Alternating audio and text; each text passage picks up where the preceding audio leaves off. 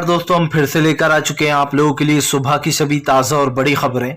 फटाफट अंदाज में एक एक कर बताएंगे आपको आज देश और दुनिया से क्या बड़ी खबरें निकलकर सामने आ रही हैं। लेकिन उससे पहले दोस्तों एक नज़र डालेंगे सुर्खियों पर। प्रधानमंत्री नरेंद्र मोदी के ऊपर गरजे अखिलेश यादव, बोले फिलहाल चुनाव में धांधली कराती है बीजेपी, जमकर गरजे, इसके बारे में आपको बताएंगे। वहीं पर अगली बड़ी खबर में हम आपको बताएंगे दोस्तों, राहुल गांधी की भारत जोड़ो यात्रा ने राजस्थान में रचा इतिहास, सबसे ज्यादा जन सैलाब दिखाई दिया है।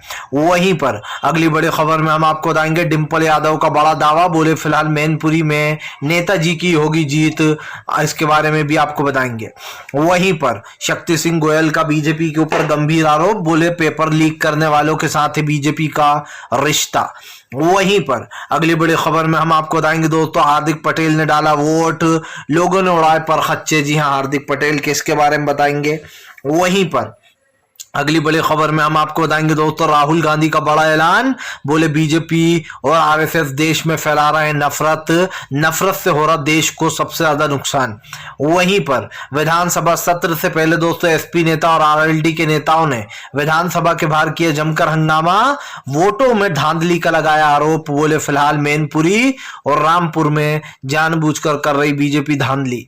वहीं पर अगली बड़ी खबर में हम आपको बताएंगे दोस्तों, डीएम, जी हां, दरअसल आपको बता दें डीएम मैनपुरी के खिलाफ अब जो एसपी है यानी कि अखिलेश की जो पार्टी है समाजवादी, वो जो चुनाव आयोग पहुंच गई है। बताएंगे कैसे जमकर धांधली हुई है मैनपुरी में भी। वहीं पर अगली बड़ी खबर में हम आपको बताएंगे, संजय रावत का बीजेपी के ऊपर बड़ा हमला, बोले अगर गुजरात में कुछ काम हुआ किया होता तो पीएम नरेंद्र मोदी और गृह मंत्री और जेपी नड्डा ऐसे घूम नहीं रहे इधर उधर।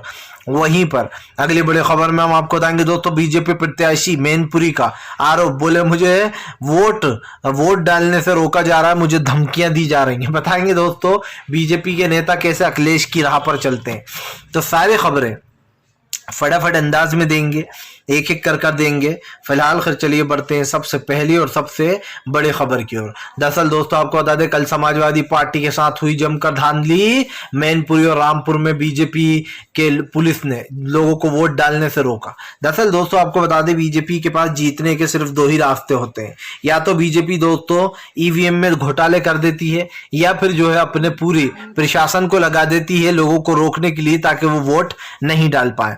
अब ऐसा ही एक काम दोस्तों कल बीजेपी ने किया। आपको बता दें मैनपुरी और रामपुर में जो डीएम है दोस्तों वहां का, वो डीएम लोगों को वोट नहीं डालने दे रहा। अखिलेश यादव ने आरोप लगाया कि फिलहाल डीएम लोगों को वोट डालने से रोक रहा है, और जितने भी लोग थे उन लोगों ने ये आरोप भी लगाया। आपको बता दें अब इसकी शिकायत जो है वो चुनाव आयोग के पास भी पहुंचाई गई है।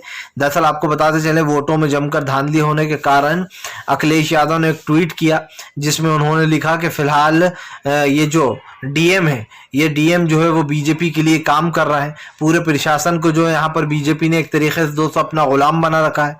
जाहिर सी बात है कि बीजेपी जिस तरीके से अपने फायदे के लिए दोस्तों डीएम वगैरह सबका यूज करती है, उसको लेकर अखिलेश यादव ने घेर लिया है। अखिलेश यादव ने साफ साफ बीजेपी के ऊपर हमला बोलते हुए कहा कि फिलहाल यहाँ के डीएम साहब जो है वो मेहनत कर रहे थे बीजेपी के लिए और लोगों को वोट डालने से रोक रहे थे। जाहिर सी बात है दोस्तों, अगर आप जनता को वोट डालने से रोकोगे तो दिक्कत तो होगी।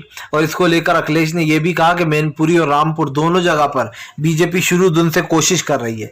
जैसे कि मैंने आपको बताया था दोस्तों कि मैनपुरी में लोकसभा सीट है और बीजेपी लोकसभा सीट को हासिल करना चाहती है, लेकिन मुलायम सिंह यादव की सीट को वो हासिल नहीं कर पाएगी, क्योंकि यहाँ पर जीत दोस्तों जाहिर सी बात है। क्योंकि सबसे बड़ी बात मैं ये बता सकता हूँ कि अखिलेश की जो वाइफ है डिंपल, उनके पास महिलाओं का भी समर्थन है। ऐसे में डिंपल यादव ही दोस्तों जीतती हुई नजर आ रही हैं। बीजेपी का वहां बुरा हाल पड़ा हुआ है मैनपुरी में, भले ही इन्होंने बेईमानी करी वोट रोके, बुरा हाल पड़ा है। रामपुर में भी इनका यही हाल है, हालांकि बेईमानी वहां पर जमकर हुई है। आजम खान के यहाँ पर तो कुछ ज्यादा ही हुई है ताकि आजम अपनी सीट हार जाए। चलिए बढ़ते हैं एक और अगली बिग ब्रेकिंग की तरफ। बता दोस्तों अगली जो बड़ी खबर निकल कर आ रही है, राहुल गांधी का केंद्र सरकार के ऊपर बड़ा हमला, बोले आरएसएस और बीजेपी फैलाते हैं देश में नफरत, जिसके कारण हो रहा है देश को नुकसान। दरअसल राहुल गांधी का कहना है कि देश की अर्थव्यवस्था इसलिए बिगड़ रही है क्योंकि आरएसएस और बीजेपी दोनों मिलकर देश में नफरत फैलाने का काम कर रहा है। राहुल गांधी ने बीजेपी को घेरते हुए कहा कि फिलहाल देश में नफरत फैलाने से देश की अर्थव्यवस्था चौपट हो रही है। आज हमारे देश में बेरोजगारी और महंगाई सबसे चरम पर पहुंच गई है। लेकिन इन मुद्दों को दोस्तों बीजेपी ने कहीं गायब कर दिया है। राहुल गांधी ने पीएम नरेंद्र मोदी को घेरते हुए कहा कि फिलहाल देश के पीएम कहते हैं कि देश में सब कुछ ठीक चल रहा है, ये नफरत फैलाने से, ये हिंदू मुसलमान करने से देश में कुछ ठीक नहीं होने वाला। राहुल ने कहा कि अगर नफरत फैलाने से देश का भला होता तो सब लोग यही करते। राहुल ने कहा कि कभी भाई भाई से लड़ता है तो क्या अच्छा होता है घर में? नहीं होता, और बीजेपी वही कर रही है। आपको बताते चले, राहुल गांधी ने कहा कि फिलहाल जिस तरीके से मुझे प्यार मिल रहा है, सबसे पहले मध्य प्रदेश में मिला, अब राजस्थान में मिल रहा है, राहुल गांधी ने कहा कि ये प्यार मैं कभी भूल नहीं पाऊंगा। बीजेपी वाले एक बात सुन ले कि हमें आरएसएस से नफरत नहीं है, लेकिन आरएसएस और बीजेपी काम ही नफरत वाले करते हैं। आपको बता दें, राहुल ने कहा कि फिलहाल देश में नफरत फैलाकर और जो है यहाँ पर महंगाई बढ़ाकर कौन सी जंग जीतने वाली है बीजेपी। राहुल गांधी ने कहा कि ऐसी राजनीति हमसे नहीं होती और न हम ऐसी राजनीति कर सकते हैं। हम भाईचारे को बढ़ाने निकले हैं और वो हम कर रहेंगे। राहुल गांधी ने कहा कि 2000 किलोमीटर से ज्यादा चल चुका हूं। इसमें राहुल ने साफ कहा कि फिलहाल सरकार की नीयत पर पूरा जो है यहाँ पर दोस्तों डाउट होता है, क्योंकि एक तरफ तो सरकार कहती है कि देश में सभी को एक जैसा प्यार सम्मान मिलता है, लेकिन दूसरी तरफ दोस्तों आप समझिए मुस्लिमों से खास कर बीजेपी खुन्नस निकालती है। कभी भी कोई क्राइम होता है तो वहां पर मुस्लिम को पत्थरबाज बना दिया जाता है, दंगेबाज बना दिया जाता है, लेकिन वही काम अगर दूसरी कास्ट का, दूसरे धर्म का इंसान करता है दोस्तों तो बीजेपी उसे बचाने की कोशिश करती है। सिंपल सी बात यह है कि हमारे हिंदू और मुस्लिम भाइयों में दूरी पैदा करती है, नफरत फैलाने का काम करती है, और ये बीजेपी की सच्चाई है दोस्तों। ये आप और हम अच्छे से जानते हैं कि यही बीजेपी का असली रूप है, और बीजेपी अब तक इसी के सहारे सत्ता में है। लेकिन कोई बात नहीं, बीजेपी ज्यादा दिन तक दोस्तों रह नहीं पाएगी। जाहिर सी बात है, आप देश में जिस तरीके का नफरत फैलाने का काम कर रहा हो उसमें कहीं ना कहीं जनता अव्वल पर है, और बीजेपी को दोस्तों जनता खदेड़ेगी। जनता ही वो है दोस्तों जो बीजेपी को आईना दिखाएगी और भारतीय जनता पार्टी का बुरा हाल भी करेगी। चलिए बढ़ते हैं एक और अगली बिग ब्रेकिंग की तरफ। बता दोस्तों अगली जो बड़ी खबर निकल कर आ रही है, आपको बताते चले दोस्तों, दूसरे फेज के चुनाव में उड़ गई भारतीय जनता पार्टी, गुजरात में होगा बीजेपी का सूपड़ा साफ। दरअसल दोस्तों आपको बता दें, दूसरे चरण के चुनाव के बाद ये कयास लगाया जा रहा है कि अब की बार बीजेपी को भारी नुकसान होगा। आपको बता दें, बीजेपी अपनी सरकार भी नहीं बना पाएगी, कई जगह के दोस्तों सर्वे ये कहते हैं। दरअसल आपको बता दें, गुजरात में वोटिंग जमकर हुई, लेकिन लोगों ने दोस्तों जिस तरीके से वोट प्रतिशत रहा वो पिछली बार की तरह नहीं रहा, यानी कि वोट प्रतिशत में कमी आई। सबसे बड़ी बात यह है कि भारतीय जनता पार्टी ने पूरी कोशिश की इस चुनाव को अपने अंडर लेने की, लेकिन बीजेपी को एक बड़ा झटका लगता हुआ नजर आ रहा है। आपको बता दें, हार्दिक पटेल के पहले कांग्रेस में थे, फिर बीजेपी में आ गए, लेकिन सबसे बड़ी बात यह है कि हार्दिक पटेल का इस चुनाव में पोपट हो गया। आप देखना दोस्तों, पटेल समाज के जो वोट बीजेपी साधना चाह रही थी हार्दिक पटेल के द्वारा, उल्टा यहाँ पर हार्दिक को बड़ा झटका लगने वाला है, क्योंकि जो कांग्रेस के वोटर हैं वो सिर्फ और सिर्फ कांग्रेस को ही वोट देंगे। और सबसे बड़ी बात ये दोस्तों कि जिग्नेश मेवानी हो या फिर जो है कन्हैया कुमार, हर कोई ने उतरा गुजरात चुनाव में, सब लोग आए प्रचार करने, लेकिन राहुल गांधी नहीं आए। क्यों? क्योंकि यही दोस्तों अब की बार कांग्रेस की रणनीति थी। सिर्फ एक बार राहुल गांधी आए और उन्होंने अपनी भारत जोड़ो यात्रा को संभाला। तो ये कहना गलत नहीं है कि गुजरात में दोस्तों दूसरे फेस में ये पता चल गया है कि बीजेपी को भारी नुकसान है गुजरात में। इसका एक रीजन ये भी है दोस्तों, मोरबी में अभी जो हादसा हुआ जिसमें 140 लोग लगभग मारे गए, जिसमें 2 बच्चे भी थे मासूम, उसका इल्जाम बीजेपी के ऊपर ही है। प्रधानमंत्री नरेंद्र मोदी ने दोस्तों आप समझिए कि ऐसी कंपनी को कॉन्ट्रैक्ट दे दिया जो कंपनी ने कभी पुल बनाया ही नहीं था, जिसने कभी पुल रिपेयर किया ही नहीं था। एक घड़ी की कंपनी को दे दिया जाता है इतना बड़ा कॉन्ट्रैक्ट, वो भी आप समझिए, वो भी जो है यहाँ पर बिना जो है सरकारी दस्तावेज भरे हुए, बिना जो है यहाँ पर कॉन्ट्रैक्ट ले लिया गया। जबकि पहले मैंने आपको जैसे बताया कि सरकार जो है इसका वो निकालती है दोस्तों, और सबको जो है यहाँ पर जो सबसे कम वो डालता है पैसे, या फिर जो सबसे कम जिसका पसंद आता है सरकार को कॉन्ट्रैक्ट, वो उसी को चुनती है। लेकिन यहाँ पर तो सीधी सी बात ये है कि फिलहाल सरकार पूरी तरीके से फंस चुकी है, क्योंकि जाहिर सी बात है किसी ने भी जो है यहाँ पर इस चीज़ पर ध्यान नहीं दिया कि सरकार ने इनलीगली तरीके से उस कंपनी को पुल बनाने को दिया, बिना जो है यहाँ पर दोस्तों कॉन्ट्रैक्ट भरे हुए, बिना चीज़ों के, तो कहीं ना कहीं सरकार तो घिरेगी ही। जाहिर सी बात है कि अगर आप जो यहाँ पर बिना किसी सरकारी दस्तावेज के या फिर बिना किसी नियम कायदे के बिना आप किसी को कॉन्ट्रैक्ट दे दोगे तो ऐसा ही होगा भैया।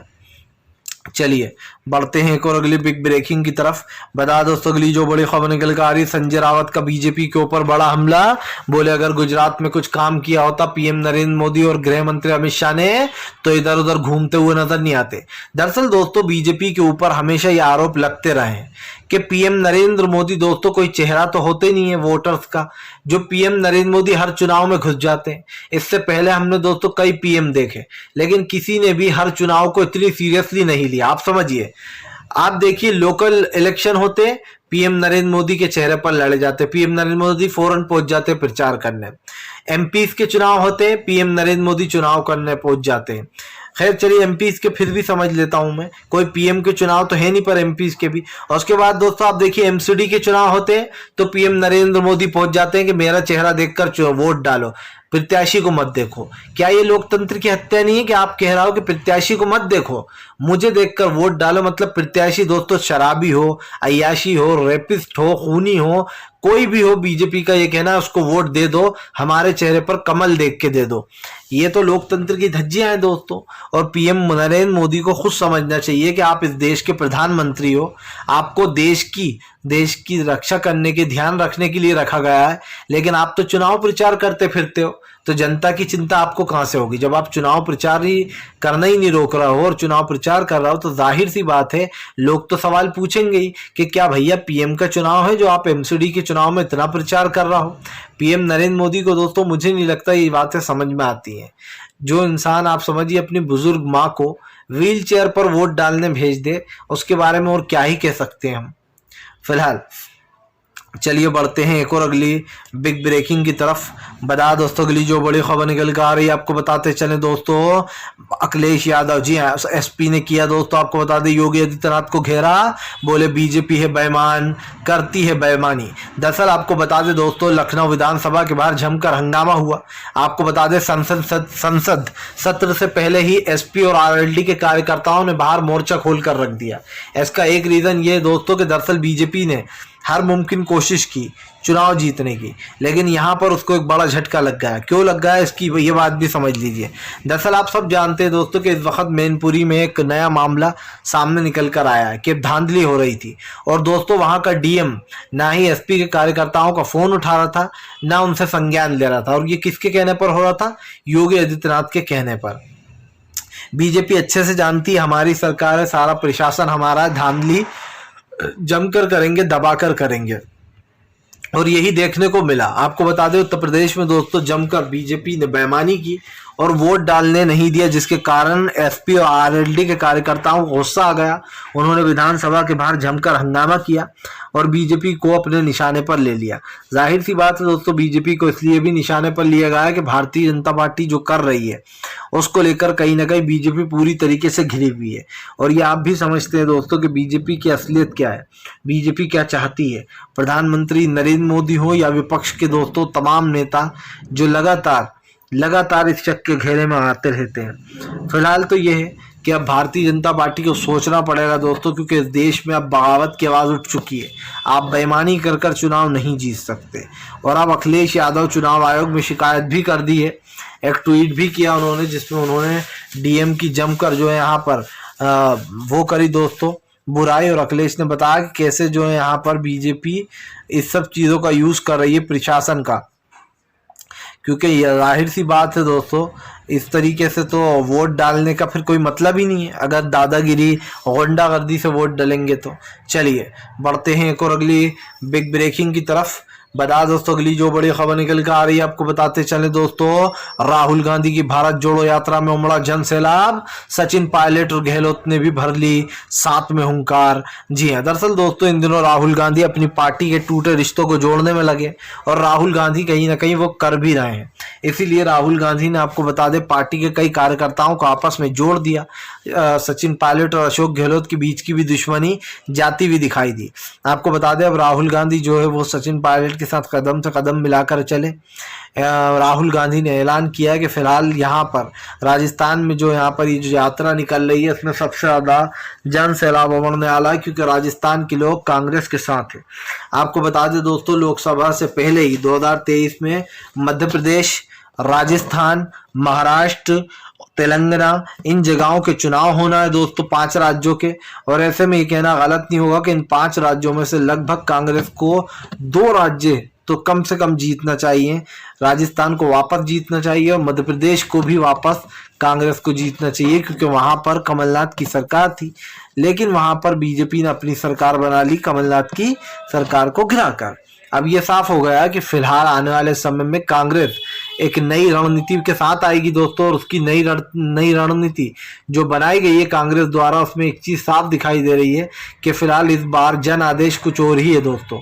जनता ने मन बना लिया है कि वो भारतीय जनता पार्टी को इस बार सत्ता से बाहर करेगी, और सत्ता से बाहर करने का मतलब यही है दोस्तों कि बीजेपी को अब कहीं पर भी उसको चांस नहीं मिलना चाहिए, क्योंकि बीजेपी ने दोस्तों न सिर्फ देश में अजीब तरीके का माहौल बना रखा है, बल्कि देश की परिस्थितियां बिगड़ चुकी हैं। खास करके आप देख लीजिए, जहां जहां चुनाव होता है बीजेपी वहां प्रचार करने पहुंच जाती है, लेकिन जब बाढ़ आती है दोस्तों, जब लोग मारे जाते हैं तो बीजेपी गायब रहती है। ऐसा क्यों भाई? चलिए बढ़ते हैं एक और अगली बिग ब्रेकिंग की तरफ। बता दोस्तों, अगली जो बड़ी खबर निकल कर आ रही है आपको बताते चले दोस्तों। गुजरात में भारतीय जनता पार्टी का सूप पड़ा हुआ साफ, हार्दिक पटेल को नहीं मिला समर्थन। दरअसल दोस्तों, हार्दिक पटेल कांग्रेस को छोड़कर बीजेपी में गए। बीजेपी को लगा कि अब हमारा फायदा हो जाएगा, लेकिन आपको बता दें दोस्तों, कांग्रेस ने हार्दिक पटेल को बाहर का रास्ता दिखा दिया, क्योंकि हार्दिक पटेल पार्टी में बदलाव चाहते थे और वो अपने मन मुताबिक काम करना चाहते थे, लेकिन कांग्रेस को ये बात मंजूर नहीं थी। इसीलिए कांग्रेस ने हार्दिक पटेल को बाहर का रास्ता दिखा दिया। आपको बताते चले दोस्तों, कांग्रेस से बाहर निकलने के बाद हार्दिक पटेल पहली बार वोट डाला।